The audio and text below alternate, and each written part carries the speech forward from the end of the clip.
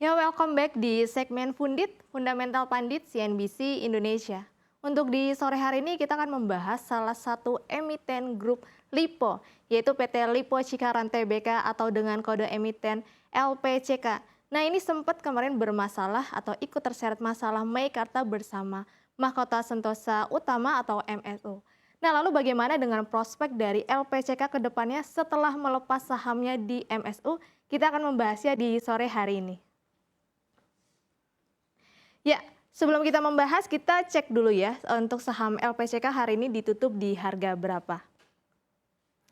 Untuk saham LPCK sendiri hari ini ditutup di harga 960 atau tidak bergerak ya, tidak naik dan juga tidak turun atau stagnan. Untuk market cap-nya sudah berada di 2,57 triliun dan issue share-nya atau saham beredarnya untuk per hari ini berada di 2,68 miliar. Nah, untuk LPCK sendiri ini sudah listing di Bursa Efek sejak Juli 1997 kalau bisa lihat di samping saya ya. Untuk harga IPO-nya itu di 925. Berarti di harga penutupan hari ini nih sudah dekat dengan harga-harga IPO. Nah, lalu seperti apa sih bisnis dari LPCK? Next. Ya, untuk bisnisnya sendiri LPCK ini bergerak di bidang properti ya. Lokasinya ada di Bekasi. Nah, kalau bisa lihat di samping saya, ini ada beberapa jenis proyek yang memang dijalankan bisnisnya oleh LIPO Cikarang Tbk. Yaitu dia ada rumah hunian dan rumah toko, lalu ada pengelolaan kota, pengelolaan air, dan juga lahan siap bangun. Nah, lalu seperti apa valuasi dari LPCK? Murah atau mahal? Kita akan bahas di slide selanjutnya. Next. Ya, bisa dilihat di samping saya ini adalah rasio keuangan dari LIPO Cikarang Tbk atau dengan kode emiten LPCK ya. Untuk book value-nya sendiri atau harga kewajarannya berada di 2.480. Sedangkan untuk harga di hari ini adalah 960. Ini menandakan bahwa memang harga dari saham LPCK ini masih terbilang murah. Kita bisa lihat PBV-nya masih berada di 0,4. Untuk PER-nya sendiri berada di 7,26 dan ini secara sektoral memang masih terbilang murah ya. Untuk sektor properti itu bisa terbilang murah jika di bawah PER 13. Lalu untuk GPM-nya sendiri atau gross profit margin-nya dia berada di 51%. Ini angkanya cukup besar sekali ya untuk jenis sektor properti. Ini menandakan bahwa selisih antara pendapatan dan beban pokoknya dia untungnya ini marginnya sebesar 50%. Lalu untuk NPM-nya sendiri atau net profit margin-nya dia berada di 27,64%. Ini menandakan bahwa laba bersihnya ini sekitar 27%. Ini juga angka yang cukup baik untuk sektor properti. Lalu untuk ROE-nya atau return on equity ini berada di 5,51%. Ini menandakan cukup kurang baik ya karena untuk ROE yang baik itu berada di 8,3%. Ini menandakan bahwa pengelolaan modal terhadap laba bersih LPCK ini masih kurang efisien.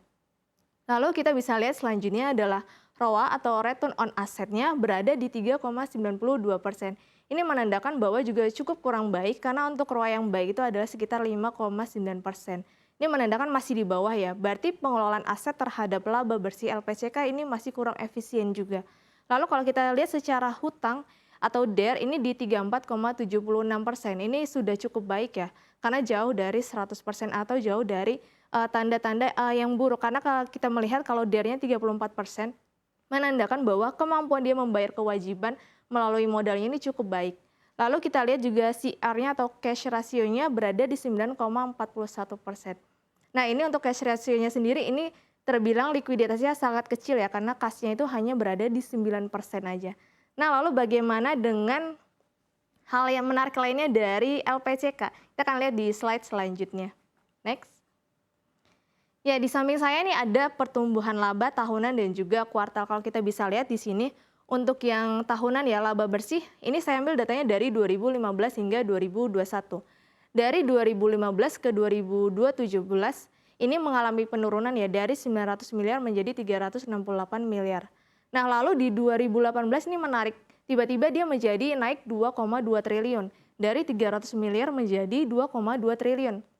Nah, kenaikan ini difaktori oleh salah satunya itu proyek Meikarta. Jadi di 2017 itu ada uang muka pelanggan sebesar sekitar 2,8 triliun yang sudah berpindah ke pendapatan pada tahun 2018 sebesar 2,5 triliun.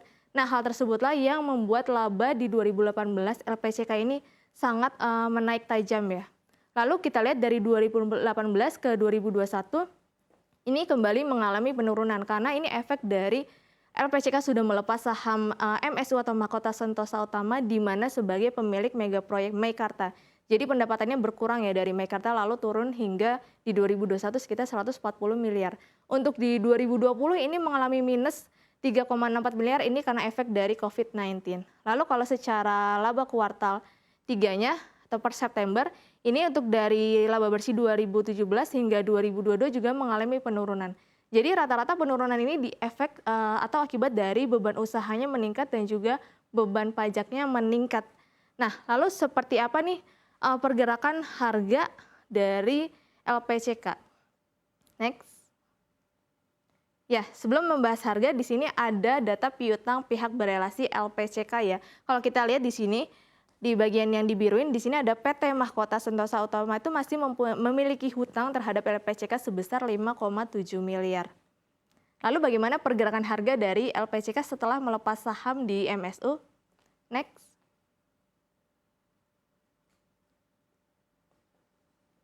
Ya, ini di samping saya adalah pergerakan harga dari saham Lipo Cikarang ya atau LPCK. Bisa dilihat di sini ketika dia menerima proyek atau mengerjakan proyek dari rancangan Meikarta 2014 hingga pekerjaannya 2016, harga saham LPCK ini naik terus ya, naik terus hingga April atau sekitar April Mei 2018 menyentuh hingga 11.000. Lalu ketika dari Mei 2018 setelah menyentuh 11.000, dia mengalami penurunan lalu ini penurunan ini karena dia ada pengurangan laba ya di 2015 ke 17 tadi kan labanya sempat berkurang ya karena bebannya meningkat. Jadi dia harga sahamnya ikut turun karena kinerjanya turun. Lalu di 2018 tiba-tiba labanya meningkat menjadi 2,2 triliun. Nah, itu sempat naik lalu habis itu turun lagi. Turun lagi karena kinerjanya setelah 2018 itu semakin turun setelah melepas saham di MSU. Jadi pelepasan saham Meikarta ini sangat berpengaruh juga pada pendapatan LPCK. Hingga harga sahamnya turun hingga per hari ini di 960. Nah, kalau bisa lihat nih di slide selanjutnya ini ada data uang muka dari 2017 ke 2018. Next. Ya, bisa dilihat di samping saya di sini adalah data uang muka pelanggan LPCK 2017.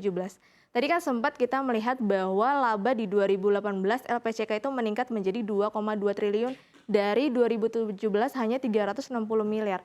Kalau bisa dilihat di sini ada uang muka pelanggan dari proyek Meikarta di 2017 itu ada sekitar 2,8 triliun. Nah, ini berpindah sebagian ke 2018.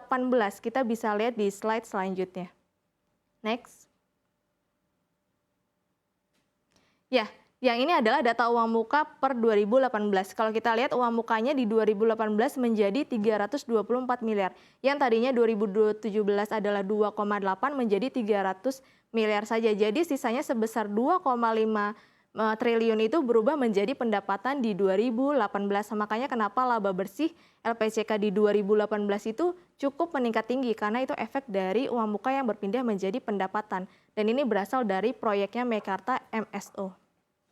Nah, lalu seperti apa prospek bisnis dari LPCK? Kita kalian lihat di slide selanjutnya. Ya, kalau bisa lihat di slide di samping saya ya. Untuk Bank Indonesia sendiri bahwa tidak menaikkan suku bunga atau bertahan di 5,75% ya. Ini menandakan hal baik juga untuk sektor properti. Berarti untuk biaya-biaya material atau beban-beban operasional di sektor properti ini tidak naik ya karena suku bunga tertahan di 5,75%.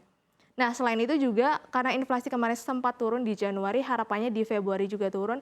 Hal ini berharap bahwa masyarakat Indonesia akan semakin banyak yang berinvestasi membeli properti. Dan ini pastinya akan meningkatkan properti di Indonesia dan juga berpengaruh kepada kinerja dari sektor-sektor properti. Kalau bisa lihat di bawahnya ini ada grafik pertumbuhan KPR ya. Pertumbuhan KPR ini adalah kredit pemilikan rumah, lalu ada KPA itu kredit pemilikan apartemen dan juga FLPP atau fasilitas likuiditas pembiayaan perumahan. Nah, ini kalau misalkan dilihat dari KPR sama KPA-nya dari 2020 ke 2022, ini di per kuartal 3 2022 ini naik 7%. Lalu untuk FLPP-nya ini atau fasilitas likuiditas pembiayaan perumahan ini turun sekitar 15%. Nah, harapannya kenaikan dari KPR-KPA ini juga bisa membuat hal optimis di 2023 sektor properti bisa lebih cerah ya atau lebih meningkat. Nah, lalu yang terakhir ini jika proyek Meikarta nantinya akan berujung baik atau selesai proyeknya hingga serah terima unit kepada para pemilik, harapannya adalah pastinya proyeknya selesai lalu mendapatkan untung. Nah, tidak menutup kemungkinan juga LPCK ini akan membeli kembali nih saham Mahkota Sentosa Utama sebagai pemilik proyek dari Meikarta. Jadi ketika nanti dia membeli sahamnya kembali MSU, tidak menutup kemungkinan ini akan menambahkan juga laba dari investasi ke MSU. Nah, lalu kira-kira bagaimana LPCK ini masih layak diinvestasikan atau tidak? Kita bisa menunggu hasil kuartal 4 keuangan dari LPCK karena untuk kuartal 4-nya belum keluar ya. Kita bisa menilai dari situ apakah di kuartal 4 nanti di 2022 pertumbuhan labanya bisa bertumbuh atau tidak karena itu akan mempengaruhi dari pergerakan harga saham LPCK sendiri. Dan kita melihat prospek dari kuartal 1 nanti untuk pertumbuhan properti di Indonesia, apakah penjualannya meningkat atau bertumbuh atau tidak, itu juga akan mempengaruhi beberapa emiten-emiten di sektor properti. Ya mungkin itu saja yang bisa saya sampaikan hari ini untuk LPCK. Saya kembalikan ke Maria. Iya Susi, sedikit ada satu pertanyaan. Ini terkait mengenai sektor rotation. Setelah komoditi boom, biasanya sektor properti ini jadi incaran. Tandanya ekonomi sudah mulai kembali membaik begitu ya. Makanya banyak orang mencari hunian khususnya sektor properti. Nah, opportunity dari sisi LPCK sendiri ini seperti apa yang Anda lihat? Apakah akan juga ikut dalam fase boomnya kembali properti nantinya atau bisa jadi pilihan di tengah harganya yang sekarang mungkin lagi diskon-diskonnya seperti apa nih Susi? Proyeknya banyak ya untuk propertinya, termasuk LPCK ini adalah salah satunya bisnisnya adalah hunian rumah. Nah ini pastinya akan berpengaruh karena kita lihat juga tadi data dari KPR ini meningkat di kuartal 3 7%. Hal ini akan berimbas juga pada sektor properti yang memiliki bisnis dari rumah hunian ataupun juga rumah toko ya, dan yang itu yang dimiliki oleh LPCK. Tentunya itu akan berpengaruh kepada LPCK. Oke, kita akan lihat dan tunggu seperti apa begitu ya. Untuk beberapa penyelesaian kasus-kasus juga yang sedang terjadi begitu ya di dalam internalnya Grup Lipo. Kita akan tunggu. Terima kasih Susi Setiawati, Equity Analyst CNBC Indonesia Research. Kita kembali ke closing bell.